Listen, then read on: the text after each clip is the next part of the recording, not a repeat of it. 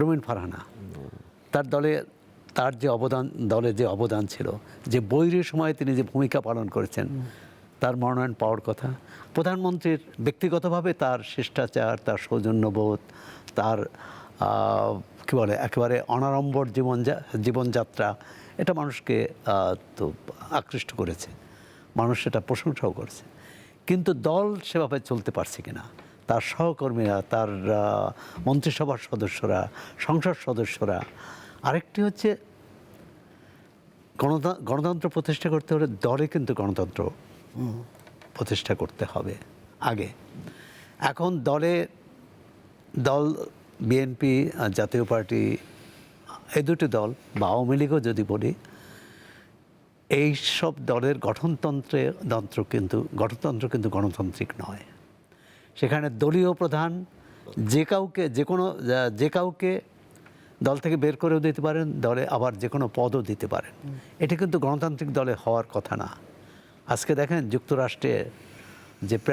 যুক্তরাজ্যের যে প্রধানমন্ত্রী, দলীয় কর্মীরা এবং এমপিরা তার প্রতি অনাস্থা প্রকাশ করেছেন এবং তিনি পদত্যাগের সিদ্ধান্ত নিয়েছেন এবং এটি নতুন নেতৃত্ব নির্বাচিত হলে তিনি সরে যাবেন। বাংলাদেশে হয়তো এখন আমরা এটা আশা করতে পারি না, কিন্তু আমরা 10 বছর পরও তো এটা আশা করতে পারি। আর ব্যক্তিকেন্দ্রিক দল হওয়া উচিত না। ব্যক্তিকেন্দ্রিক দলের পরিণতি কী হয় সেটা কিন্তু আমরা এই 16 বছরে দেখেছি।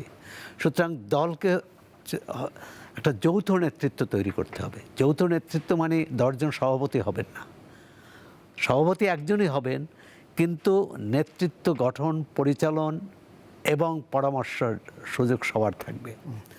দ্বিতীয় হচ্ছে তৃণমূল পর্যায় থেকে যদি এই যে দলে বিভিন্ন জায়গায় বিরোধ, এবং বিএনপি তো সবচেয়ে বেশি, শতাধিক বোধহয় অন্তর্বর্তী সরকার ক্ষমতা আসার পর শতাধিক নেতাকর্মী নিহত হয়েছে। কোনোটা নিজ দলের মধ্যে সংঘর্ষে, আর কোনোটা অন্য দলের সঙ্গে।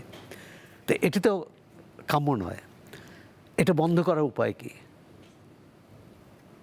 78 জন বিদ্রোহী প্রার্থী ছিল।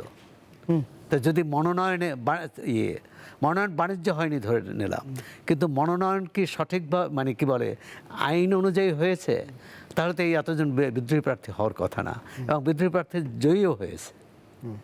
ধরেন উদাহরণ হিসেবে যদি বলি, রুমিন ফারহানা, তার যে দলের যে অবদান ছিল, যে বৈরী সময়ে তিনি যে ভূমিকা পালন করেছেন, তার মনোনয়ন পাওয়ার কথা। আমরা তো অনেক জায়গায় দেখেছি, চট্টগ্রামে, সিলেটেও, যে